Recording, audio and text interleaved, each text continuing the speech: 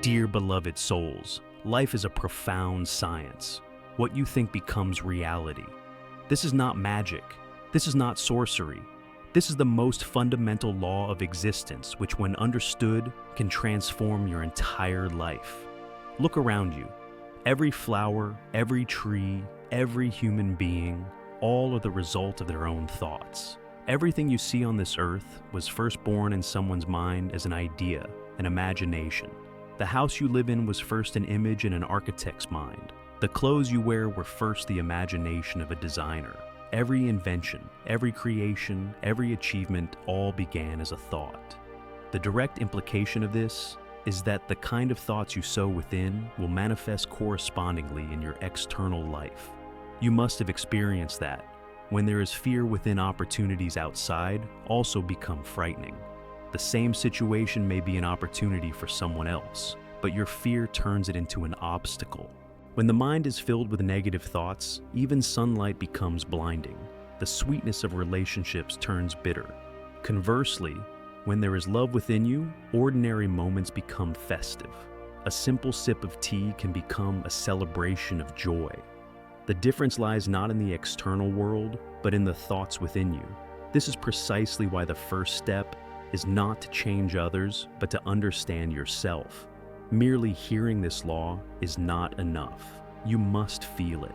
The moment you realize that your thoughts are the seeds of reality, that is when the door to transformation opens. When you wake up and observe your thoughts, that is when you can change them. And when thoughts change, your entire energy changes. New energy brings a new life. So, today we begin this discourse with a small commitment. We will take responsibility for our thoughts. We will recognize which thoughts uplift us and which thoughts pull us down. Remember, understanding is the first door. When you grasp this truth, a river of transformation begins to flow from within you. The simplest and most accurate way to understand life is to see it as a garden. Just as a gardener sows different seeds in their garden, and those seeds gradually become trees, flowers, and fruits. Our mind is also such a garden. The only difference is that the soil here is not outside, but within, and the seeds are thoughts. Observe carefully. Every moment you are sowing some thought into the soil of your mind. Whether you want to or not, the mind is constantly planting. Some sow seeds of anger, some sow seeds of greed, love, or compassion. And whatever seed is sown, the result will correspond accordingly. This is a natural law. No one can escape it. You cannot sow seeds of anger and harvest a crop of peace. You cannot sow seeds of envy and pick flowers of joy. And if you sow seeds of love, the fruit of hatred is impossible. This is precisely why choosing thoughts is the most important task. The first thought you have upon waking in the morning shapes the color of your entire day. If, as soon as you open your eyes, you complain, that same job again, those same people, those same problems, understand that you have sown a negative seed. This seed will poison your entire day. A small issue will become monumental. Every relationship will feel heavy. Conversely, if upon opening your eyes in the morning you say, "Thank you, life, today is a new day," something wonderful will happen today. This positive seed will illuminate your entire day. A small event will become a reason for joy. Every face will become a friend. Consider this: just 5 minutes of negative thinking has the power to alter the flavor of your entire day. If a single small seed can have such a profound impact, how deep must be the influence of thoughts sown continuously? Our entire destiny, our habits, our character, all are shaped by the cultivation of thoughts. So recognize every word, every imagination, every image. Become the gardener of your mind. This awareness is true meditation. When you begin to observe which seeds you are sowing, that is when you can choose the fruits you wish to harvest. Remember, pay attention to the seed. The fruit will come on its own. But where does this cultivation of seeds truly take place? It happens in our subconscious. Our mind is divided into two parts. One is the conscious mind, which is what we know, what we are thinking and feeling right now. The other is the subconscious hidden deep within, where old memories, beliefs, fears, and habits reside. We work with the conscious mind for a small portion of the day, but our life is truly governed by the instructions of the subconscious. What you repeatedly hear, see, read, and believe gradually seeps into the subconscious. For example, if as a child someone told you that you are weak, you may have forgotten those words, but their imprint remains within you. Now, whenever you face a challenge, your subconscious repeats the old message, "You can't do it," and you give up without even realizing it. This is why many people repeatedly say, "My luck is bad," or "I can't do anything." They say this not because the world prevents them, but because their subconscious keeps telling them so. Thoughts are not just words, they are energy. When you say, "I cannot succeed," that statement locks your inner energy. Every cell in your body hears that message and begins to act accordingly. Conversely, if you say, "I will try," I will learn, that same energy begins to work for you. Suddenly you see paths opening up. Opportunities appear. People are willing to help. This is not magic. This is the science of the subconscious. Remember, every statement in your mind does not stay confined to your ears. It reaches the universe, for the universe recognizes the energy you emit from within. If you constantly speak the language of lack, fear, and failure, you will attract those experiences. But if you speak the language of courage, love, and learning, the universe will respond by bringing you corresponding opportunities. So, be careful. Change your inner language. Send new positive and loving messages to your subconscious. When you understand this game, you begin to write your own destiny. Often people misunderstand positive thinking. They think it means closing your eyes and saying everything is fine even when faced with sorrow, failure, or difficulty. This is not blind faith. The true meaning of positive thinking is accepting reality and seeing the potential within it. In life, falling is a truth, losing is a truth, pain is a truth. Positive thinking does not run away or deny these truths. Instead, it says, "Yes, this has happened. It is in front of me. But this is not the end. That is the difference. Pain is real. Suppose you fail at a task. A negative mind immediately says, 'Now, nothing can be done. It's over.' Meanwhile, a positive mind says, 'Yes, this failure happened, but it means there is a lesson hidden within it. I need to find out where I need to improve. There are still many paths. There are still many doors.' The essence of positive thinking is seeing potential in problems. Just as when you fall, a positive person does not see the fall as failure, but as an opportunity to learn. They say, 'Thank you, life, for showing me that this path is not right for me, or that I made a mistake here. Now I will walk better.' This perspective gradually changes your destiny. Because when you see a lesson in every event, your energy is freed from negativity. You become curious instead of fearful. You begin to understand instead of complain. And this understanding opens the door to new opportunities. Remember, positive thinking is not magic. It is science. When you accept an event and see its potential, your brain works differently. Neuroscience says that positive emotions activate the creative part of the brain. This generates new ideas, new solutions, and new energy. It is not just a mental imagination, but the science of your entire body. Positive thinking does not mean you don't feel pain. Pain will be there, tears will fall. But the difference is that you won't let those tears go to waste. You will learn from them and turn that lesson into strength to move forward. So, the next time life presents a challenge, immediately ask yourself, what is the hidden gift in this? What is this experience teaching me? This question will change your perspective. You will see that the event you once considered a curse turns out to be a blessing in the future. This art of positive thinking gradually reshapes your destiny.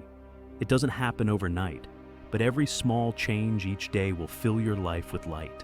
This is the secret that those who understand it will never be defeated, for to them every failure is a door to a new victory. The greatest obstacle in life is not external circumstances, but the negative thoughts that arise within us. These thoughts are like snakes. They silently slither in and inject poison into us. But remember, fighting these snakes is not the solution. The more you try to destroy them, the stronger they return for the fight fuels their energy, and keeps them alive. The secret to eliminating negativity is entirely different. It is to observe, recognize, and let it pass. This sounds simple, but deeply, it is the science of meditation. When you meditate, close your eyes and look within, you will see countless thoughts floating in your mind. Some thoughts are about old pain, some are about anger towards someone, some about anxiety for the future. Your mind is like a crowd full of people coming and going. The mistake here is that we grab onto a thought. Suppose a negative memory arises and you try to stop it. You think, why is this bad thought coming? I must get rid of it.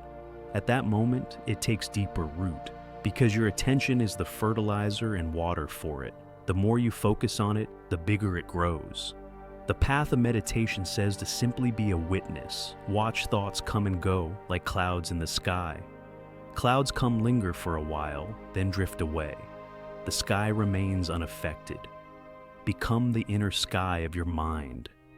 When a thought comes, simply recognize, this is an angry cloud. This is a fearful cloud, and let it pass.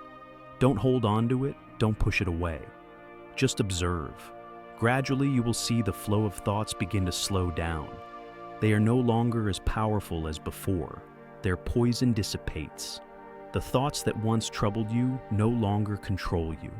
You will see that negativity is just a shadow. It is not you. This witnessing state frees you. Now, anger or fear no longer controls you. They will come, but you will see them come and go, and they cannot stay within you. This is true liberation. Remember, trying to chase away negativity is like beating darkness with a stick. There's no need to fight the darkness. Just light a lamp. The lamp of awareness. When you begin to observe, the darkness automatically vanishes. This is the revolution of meditation. This is the beginning of inner freedom. So far, we have understood the power of thoughts and the art of escaping negativity. But amidst all this, the greatest tool is meditation. Meditation is not just a religious ritual or a practice of a specific tradition. Meditation is a science. It is the art of looking within. It is the key that unlocks the closed doors of your mind. When you sit in meditation silently without effort, at first you only hear noise. The noise of thoughts, a crowd of memories, future plans, unfinished tasks, fears and desires all seem to race at once. This is the moment when most people think I can't meditate. But the truth is, this is the beginning. The layers of your mind are opening up. This is what has always been happening inside you. You're just seeing it for the first time. After a while, when you continue to observe, a miraculous shift occurs. You begin to realize that it's all just thoughts, and you are not your thoughts. You are not the thinker. You are the observer of thoughts. This is the heart of awareness, the core of meditation. When this realization comes, a profound peace begins to fill you from within. This peace does not come from external circumstances, but from your own presence. When you realize you are the observer, you gain a tremendous power, the power of choice. Now thoughts no longer dominate you. You can decide which thoughts to keep and which to let go. Negative thoughts will come, but now they cannot drag you along. You will look at them and say, "This is not mine," and they will pass. Gradually, your mind becomes clear. This clear mind is like a magnet that attracts positive energy. Now, you only think about what you truly want: love, peace, creativity. And when your thoughts are clear, the universe responds accordingly. What you choose within begins to manifest outside. Remember, meditation is not escape. It is the greatest courage. It brings you to your true nature and gives you the power to become the creator of your life. This is the miraculous power of meditation. There is a tremendous power in life that people often overlook, treating it as a game. That is imagination. We all think imagination is just a child's toy meant for daydreaming or creating stories. But I say imagination is not a game. It is the greatest science of existence. It is the door through which the future is born. Listen closely. Every great discovery, every great creation was first born in someone's mind as an image. When a poet writes a poem, they first see an experience within. When a scientist invents, they first create that image in their mind. This is why I say, what you think will happen and what you imagine will one day become your reality. The greatest power of imagination is that it activates your subconscious. The subconscious does not understand language. It understands images. It understands experiences. If you daily visualize what you want to become in your mind, clearly, vividly, full of color, gradually your subconscious begins to work toward it. It not only sends signals to your mind, but to the entire universe. Existence begins to attract the energy your imagination emits. But remember, this does not happen merely by wishing. Wishing alone does not move the universe. It requires faith. It requires experience. Just as when you go to bed at night, feel yourself as what you want to become. An artist, a musician, a person full of love, feel as if it is happening right now. Close your eyes, see, smell, touch it as if it is real. When the experience sinks deep within existence, accepts it. The magic of imagination only works when you engage with absolute faith. If there is doubt in your mind, maybe it will happen, maybe it won't. The universe becomes confused. So, the first step is complete faith. When a child plays, they immerse themselves fully. They know their toy is not real, but when playing, they believe completely. This immersion is necessary. And most importantly, don't turn imagination into something negative. If you create images of fear, images of failure, that energy will become your reality. The universe does not care if you think good or bad. It only captures the energy you emit. So, make your imagination beautiful, positive, full of life. Start practicing today. Every day, spend 5 minutes closing your eyes and seeing that life. Feel the person you want to become. This is not a game. This is the truth. Gradually, you will see your mind's circumstances and entire world begin to flow in that direction. This is the magic of imagination. This is the true key to creation. In the great game of life, thinking alone is not enough. Yes, thoughts have immense power, what you think will happen. But that is only half the truth. The full truth is that thoughts must be transformed into action. If thoughts are seeds, then action is the water and sunlight. Planting a seed in the ground and neglecting it will not make it grow. It needs to be watered, cared for, and given time. Similarly, thinking positively alone will not bring results. Those thoughts must be turned into daily action. Often people say, I imagine success every day, but nothing changes. How can it change if your hands do nothing? Imagination gives you direction. But the path must be created by your feet. If you see a beautiful house in your mind, you must also pick up the bricks.